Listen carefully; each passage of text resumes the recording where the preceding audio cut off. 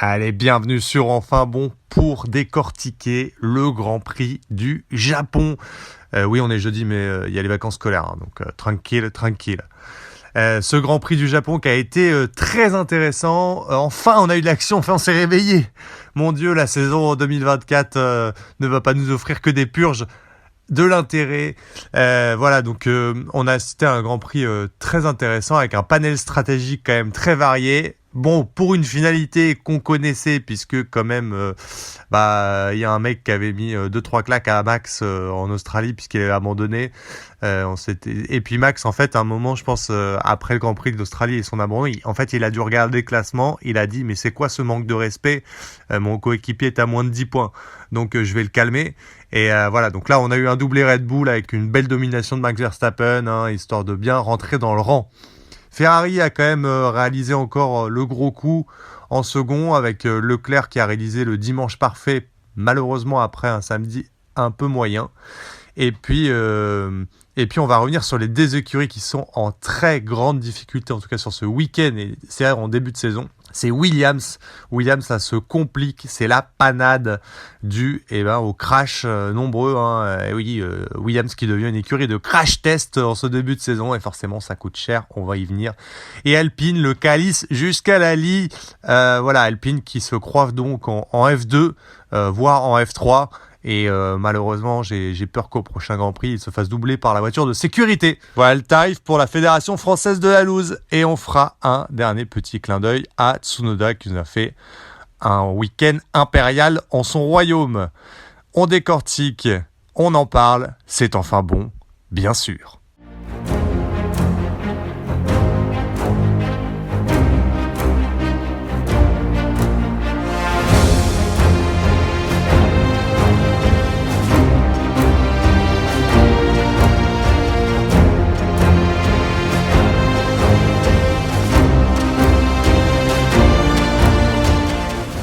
Allez, on attaque tout de suite donc avec le retour aux affaires de Max. Max qui s'est baladé tranquille comme d'habitude. Notre petit Maxou, tout rentre dans l'ordre. Il a collé 12 belles secondes à son Sergio.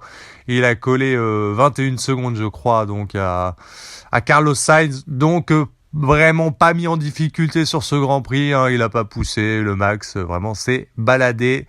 Mais Perez est pas si largué que ça, c'est vrai, 12 secondes c'est mieux que l'année dernière, que sur un week-end catastrophique où il avait loupé son départ, enfin bref, c'était la cata. En tout cas, on a assisté à un vrai Grand Prix intéressant. Et pourquoi ? C'est très simple, parce qu'on a eu un panel stratégique complètement différent. Certains sont partis en dur, certains sont partis en médium, certains sont partis en tendre, et on a eu des stratégies à un seul arrêt, des stratégies à 2 arrêts, et forcément ça dynamise complètement la grille puisque certains ont fait des relais plus longs, certains ont fait des stratégies très agressives, il a fallu dépasser, il a pas fallu garder un rythme solide sur ses gommes, être doux avec, et c'est vrai, à ce jeu-là, on a un pilote qui s'est mis en avant, the driver of the day, c'est Charles Leclerc. C'était pas le driver of the day le samedi, parce que Charles, quand même, normalement, c'est le roi des qualifs. Et là, il s'est qualifié 8e sur la grille, donc c'est un bon loupé encore, mine de rien. Donc Charles, son point fort devient son point faible cette année, mais bon, on ne doute pas que Charles, avec cette coupe magnifique et cette Gilles Gomina d'enfer, va revenir aux affaires très prochainement. En tout cas, Leclerc a fait donc et Ferrari a fait une super stratégie en un seul arrêt. Et c'est vrai que le Monégasque a montré un rythme impressionnant en médium sur son premier relais. Donc, il a poussé, fait un seul arrêt. Et c'est vrai qu'il avait encore un rythme de folie avant son premier arrêt. On sentait que ses gommes ne se détruisaient pas du tout. Et finalement, c'est un signe quand même hyper positif pour la Scuderia. Ça montre que Ferrari, pour moi en tout cas, après 4 Grands Prix, on le voit, a réglé ses problèmes de pneus l'année dernière qui se détruisaient un peu trop vite. Et c'était ça la grosse différence avec Red Bull. Alors, il y a encore une grosse diff, et on le voit sur le rythme en pneus durs. J'ai l'impression quand même que le rythme en pneus durs de la Red Bull est quand même supérieur à la Ferrari. De toute façon, en général, le rythme de la Red Bull est un peu supérieur à la Ferrari, mais c'est plus mis en avant encore sur le pneu dur. Mais c'est vrai que Ferrari a fait quand même un pas en avant sur ses problèmes de pneumatiques, comme Haas d'ailleurs, il faut au passage le souligner. Et ça fait une grosse différence. Sainz qui a fini 3e, très solide. Ça montre aussi toute la puissance un peu de Ferrari cette année, qui est vraiment revenu en écurie numéro 2 très solidement, puisque Sainz a fait une stratégie à 2 arrêts alors que Leclerc en a fait à 1. Et Sainz est remonté et a solidement fini 3e. Leclerc a fait une superbe remontée, il a fini 4e. Bon, il s'est fait doubler par Sainz à la fin, mais il avait un rythme vraiment impressionnant. Et ça marque le pas, évidemment, ça marque la grosse différence avec l'écurie. On revient dessus, Mercedes, toujours en difficulté. Hamilton aux abonnés absents, on ne sait pas où il était, il a fini 9e, c'est anonyme. Et puis notre cher George Russell, qui encore une fois a été un peu meilleur qu'Hamilton, mais malheureusement n'a pas été non plus éblouissant sur sa Mercedes. Et puis s'est fait piéger par Alonso again. Alonso qui s'est encore servi un petit peu de son mindset. Quel joueur ce Fernand. Voilà, Alonso qui dans les derniers tours a réussi à contenir Piastri derrière lui et voir Russell arriver avec des pneus frais. Et qu'est-ce qu'il fait ? Il s'est servi en fait de Piastri en lui donnant volontairement le DRS pour maintenir Russell derrière lui. Et voilà, il a formé un petit train-train, ce qui protégeait en se servant donc de coup de Piastri et en le gardant à moins d'1 seconde.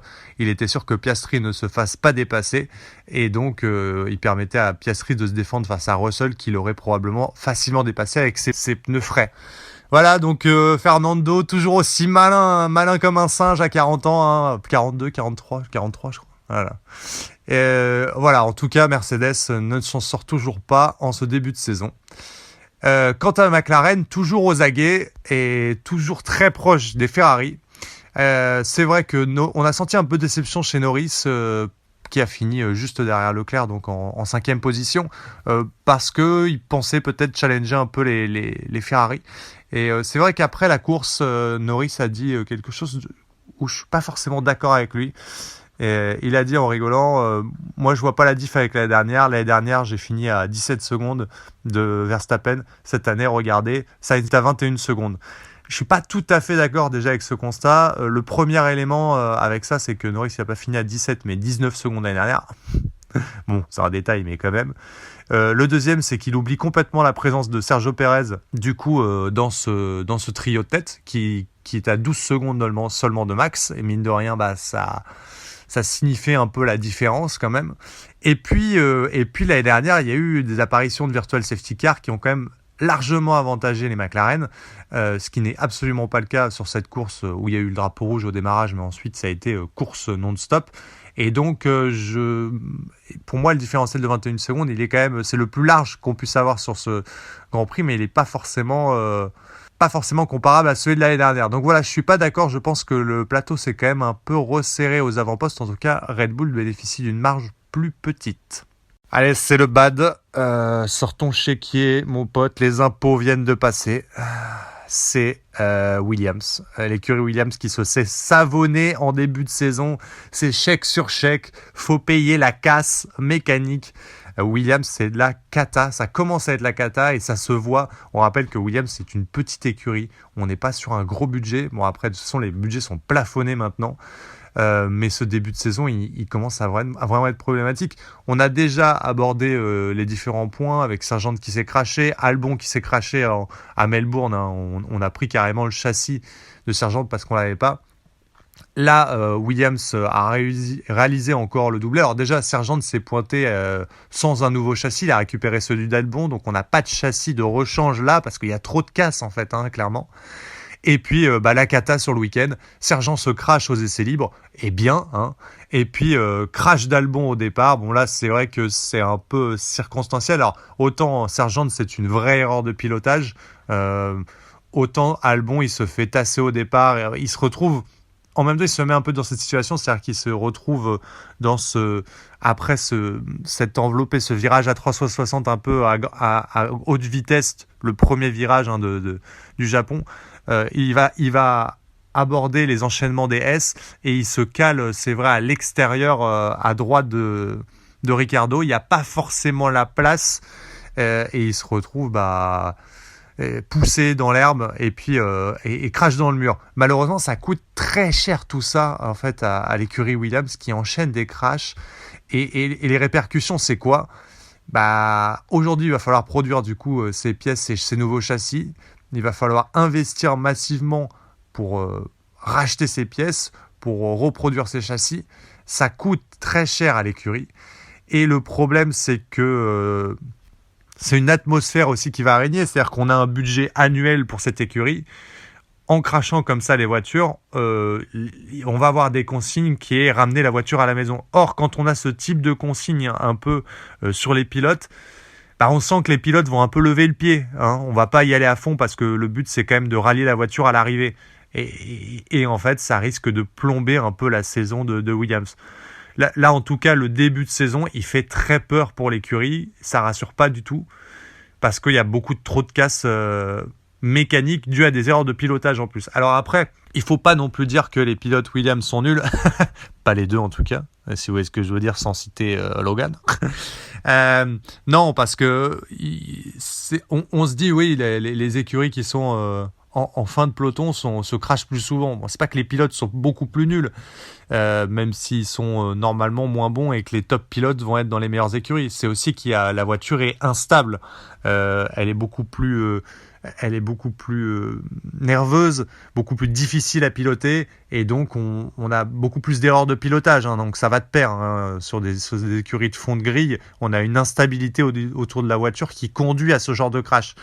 Néanmoins, là, ça devient très problématique, surtout que Williams, quand même, était censé un peu être l'écurie qui mène le reste du peloton, et finalement se retrouve quand même bien cadenassé derrière Haas, qui affiche un rythme vraiment très intéressant sur ce début de saison. Allez, on attaque un moment solennel. Tony Estanguet qui loupe son virage. Benoît Paire qui casse sa raquette.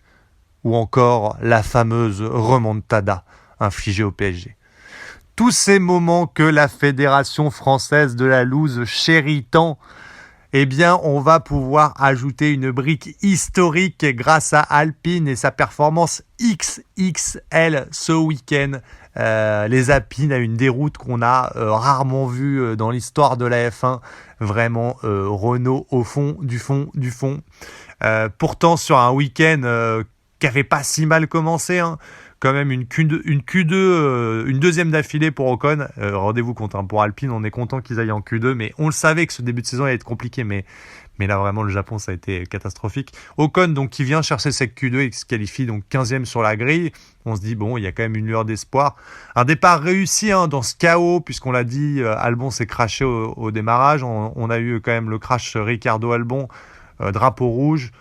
Démarrage à nouveau, les deux Alpines prennent plutôt un bon départ, mais ensuite c'est le néant. On a passé un tiers à peu près du Grand Prix, le premier tiers du Grand Prix, à regarder des Alpines se faire doubler par tout le milieu de peloton. C'est à peu près ce qui s'est passé. Aucun rythme sur les deux Alpines qui sont partis en pneus durs.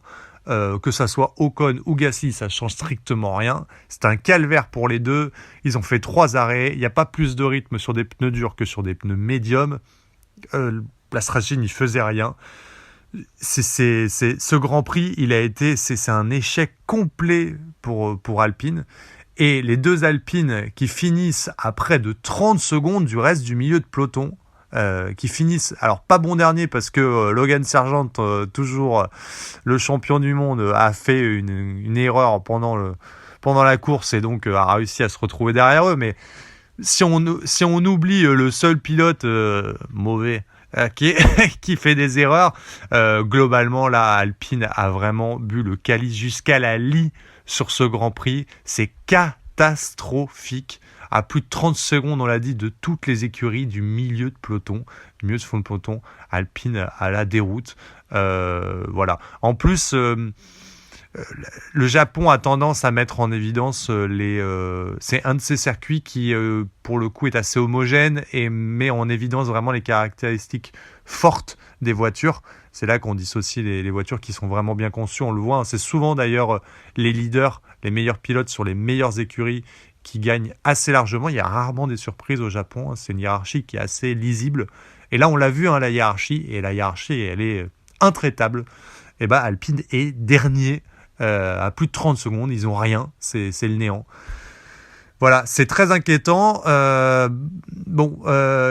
va essayer de voir une lueur d'espoir parce qu'il y a un prochain Grand Prix quand même en Chine. Et on va, avant d'aborder ce prochain Grand Prix, quand même faire un petit clin d'œil à notre Tsunoda, notre roi impérial japonais, qui vraiment a fait encore un Grand Prix haut de gamme et est venu chercher le seul point qu'il y avait à prendre. On l'a dit, de toute façon, il y a 10 pilotes sur les 5 meilleures écuries. Si tu te glisses au milieu, là c'est Lance Stroll, encore une fois, qui évidemment a encore loupé ses qualifs. Je crois qu'il se qualifiait 17e, enfin anonyme, quoi. Et voilà, Tsunoda en a profité. Il s'est glissé donc le dimanche à la 10e place. Il allait chercher ce point. Samouraï, maître en son pays, comme on dit. Et donc Tsunoda qui fait un superbe début de saison. Le prochain Grand Prix, donc on l'a dit, il est en Chine.